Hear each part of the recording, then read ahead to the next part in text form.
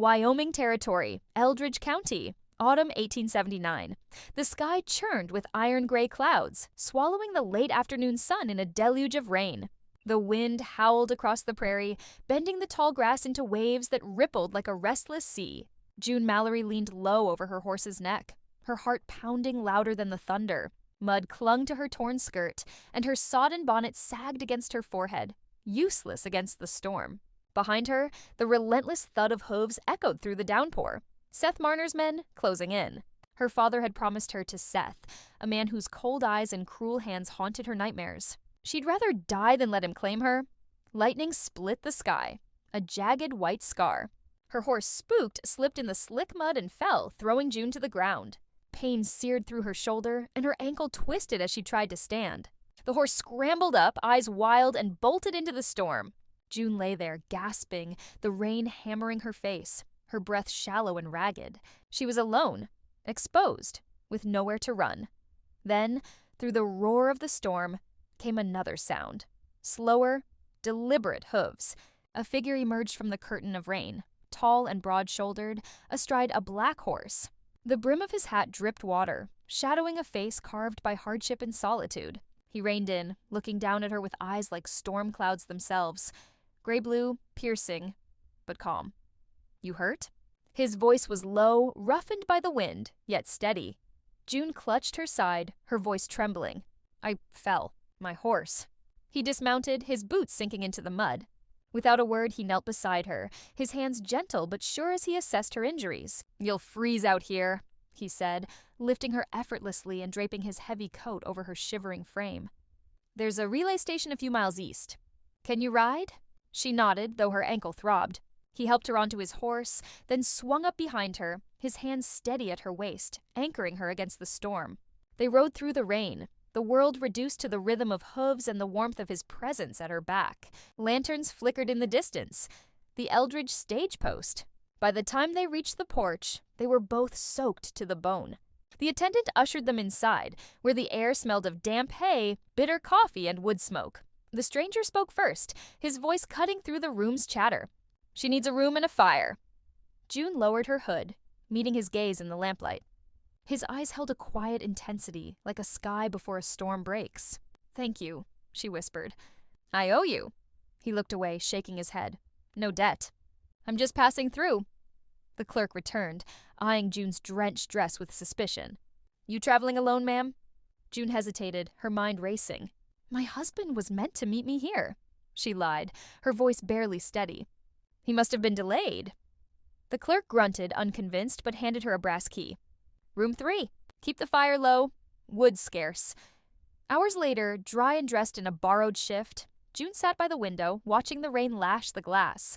She'd escaped Seth for now, but she knew he'd find her. A woman alone, without papers or a husband, was vulnerable in a place like Eldridge. Voices stirred below, followed by the heavy tread of boots on the stairs. A knock at her door. "Mrs. Mallory?" Her blood ran cold. She hadn't given that name. She cracked the door open to find the stranger. His shirt clean now, sleeves rolled up, his damp hair catching the lamplight like burnished gold. "The clerk says marshals are coming," he said quietly. "They're checking lodgers. You'll need proof you're allowed to stay. They don't take kindly to women traveling alone."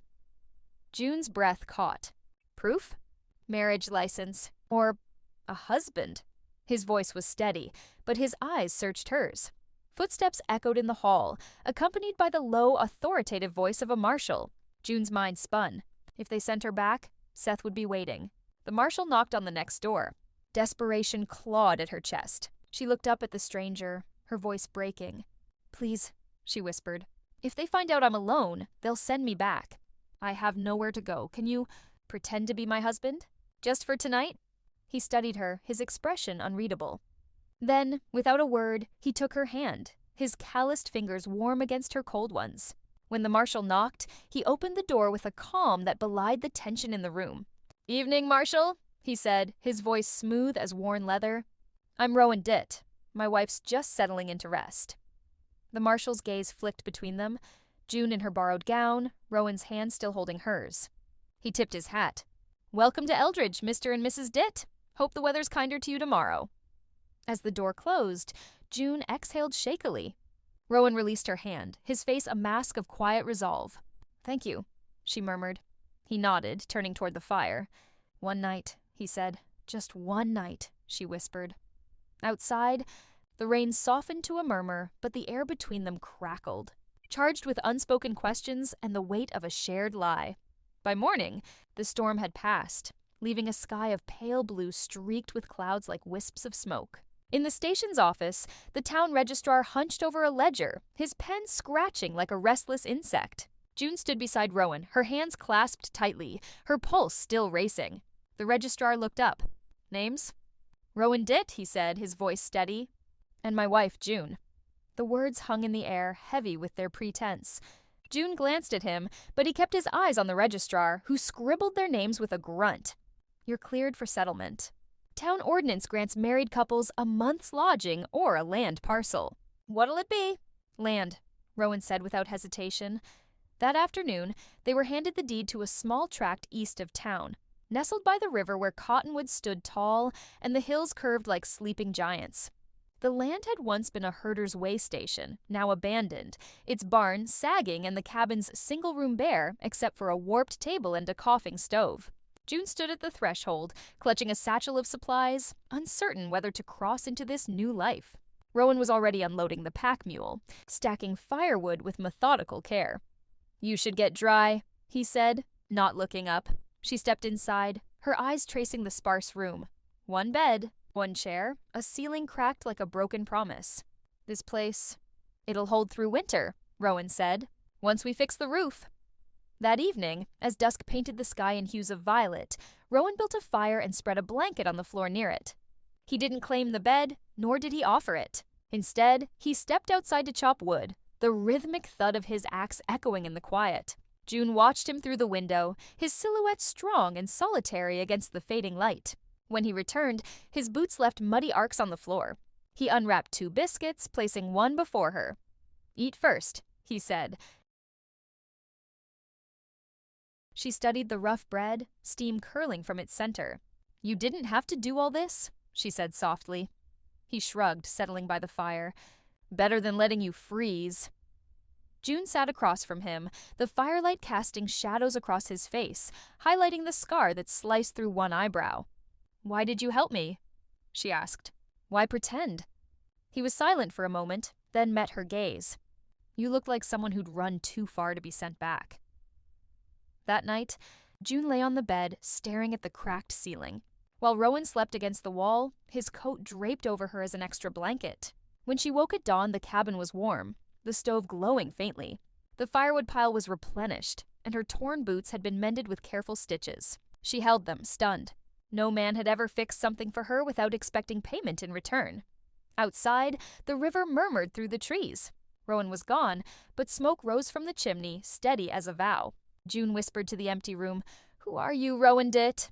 The sun climbed high as they repaired the western fence. Rowan, shirtless in the morning light, drove nails with precision, his shoulders taut. June, wiping sweat from her brow, noticed a fresh cut near his collarbone.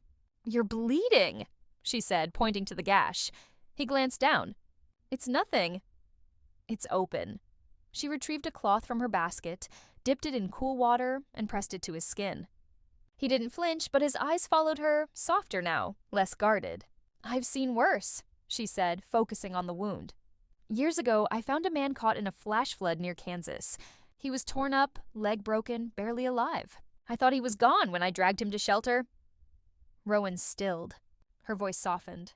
"I stitched his leg with stolen thread and a needle, under rain so loud I couldn't hear his breath. I watched his chest rise and fall all night, afraid it would stop." She rinsed the cloth, her hands steady. He never spoke, just looked at me with pale gray eyes, like he was trying to hold on to something, maybe himself. June met his gaze, a flicker of recognition sparking. "I never knew his name. He was gone by morning." Rowan's voice was quiet, certain. "You saved me." She froze, the cloth dangling from her hand. "That flood 5 years ago, south of Abilene," he said. "That was me." Her lips parted, her mind reeling. "I remember your hands," she whispered. "You held mine so tightly, like letting go would mean disappearing." "I remember the fire in your hair," he said. "Your voice. I thought I'd die in a stranger's arms, and it didn't scare me. Why didn't you say anything? She asked, her voice trembling. I wasn't sure until now. His gaze softened. I came west, chasing a memory, not knowing your name, just hoping to find the woman who pulled me back from the edge. June's throat tightened. I'm no savior, she said. You were kind, he replied. That's rarer than gold out here. Their eyes locked, a thread of connection stretching across years, fragile but unbroken. She pressed the cloth to his skin one last time, her hand shaking, and felt the weight of a moment that could change everything. Market day in Eldridge buzzed with life. Wagons creaked, chickens clucked, and the air carried the scent of fresh bread and horse sweat. June walked beside Rowan, clutching a folded list, feeling the town's eyes on them. No one questioned her now. They saw her with him, and it was enough. Rowan carried a sack of grain, his movements unhurried, deliberate, like a man who knew the world would wait. At the blacksmith's, the grizzled smith nodded. Mr. Ditt thought you'd left for good. June's heart skipped. Rowan gave a curt nod. Just passing through. But the whispers followed. A shopkeeper curtsied. A ranch hand muttered, That's him. A merchant called out, Rowan Ditt! Didn't think we'd see you again? June stopped, her grip tightening on the list. Rowan didn't meet her eyes. The silence grew sharp as a blade. They didn't speak until they were on the trail back, the wagon creaking under their weight. You lied to me, she said, her voice brittle. I didn't lie, he said, the reins loose in his hands. I just didn't tell you everything. You let me believe you were a drifter, she said. But you're Rowan Ditt. Your family owns half this valley. People talk about you like you're a myth. He looked at her, his jaw tight. I walked away from that life. It was a cage, men who cared more about land than truth, a name that meant nothing real. I wanted something honest. And what am I? She asked, her voice cracking. A cause? A broken thing to fix? His brow furrowed. That's not what this is. Then what, Rowan? You came looking for me, and I didn't even remember you. You hid who you are. Am I supposed to be grateful? He flinched, a rare crack in his calm. I didn't want to burden you with a name that weighs more than I do. You're the only honest thing I've known. Tears stung her eyes, but she held them back. This was never honest, she whispered. They reached the cabin in silence. That night, June packed her belongings into her satchel, leaving his coat folded on the chair and her mended boots by the door. She slipped into the dark, following the river, her heart heavy but resolute. The night was bitter, the wind biting at her skin. June walked fast, ignoring the ache in her feet. A rustle in the brush stopped her cold. Before she could react, rough hands seized her, a cloth pressed to her mouth. Thought you could run forever, girl? A voice snarled. She fought, but two men dragged her to a wagon. Seth Marner stepped forward, his coat flapping, his eyes hollow with malice. I paid for you, he said, holding up a forged marriage contract. You're mine. The wagon lurched south. June's heart pounded with fury and fear. On the second night, at a desolate cattle camp, Seth's men drank and laughed, leaving her tied to a post, wrists raw. Then hooves thundered in the distance. Rowan burst into the camp, his eyes blazing with a fury she'd never seen. Let her go, he said, his voice like steel. Seth sneered. You think you can play hero? She's not yours, Rowan said. She belongs to no one. The fight was swift and brutal. Rowan moved like a force of nature, fist cracking against bone. A man's knife sliced his ribs, but he didn't falter. He cut June free, pulling her onto his horse. They rode into the night, leaving the camp in chaos. At dawn, they reached Eldridge, bloodied and battered. Townsfolk gathered, murmuring in awe as June clung to Rowan, his arms steady around her. He collapsed from the saddle, but his eyes never left hers. You came for me, she whispered. I'd cross every mile to hell for you, he said. The doctor stitched Rowan's wounds, warning him to rest. He didn't. The next morning, his father arrived in a black coach, his presence as cold as the winter wind. In the town hall, he sneered at Rowan's bloodied coat. You've become a ghost of your name. I left that name behind, Rowan said. It was never mine. You'd throw it all away for her?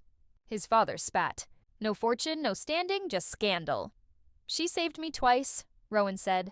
Once from death, once from becoming you.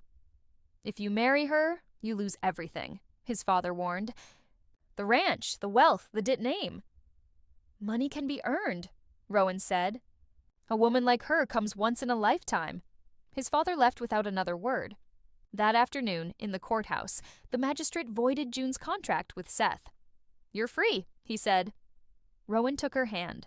"One more thing," he said to the magistrate. He turned to June. "We met in a storm, pretended out of necessity, but every moment since has been real. I don't owe you anything, and that's why I'm asking." He pulled out a scratched silver ring. "My mother's. It's not much, but it's true. Like this." June's voice trembled. "Is this what you want?" "Only if you say yes." "Yes," she whispered. He slipped the ring onto her finger. Outside, autumn leaves swirled, as if the world itself was letting go. Seasons turned. The cabin became a home, its porch rebuilt, wildflowers blooming along the fence. Rowan burned his father's letters, choosing this life over legacy. June sold bread and soap, told stories to children.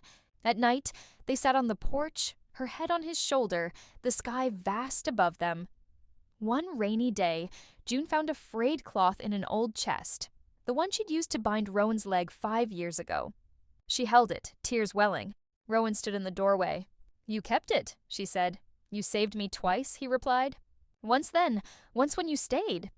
She touched the scar beneath his shirt. "You're the only place I've ever called home." Under the endless Wyoming sky, June and Rowan built a life not of gold or glory, but of truth and choice, a love forged in storms, stitched in silence, and sealed by two hearts that refused to break.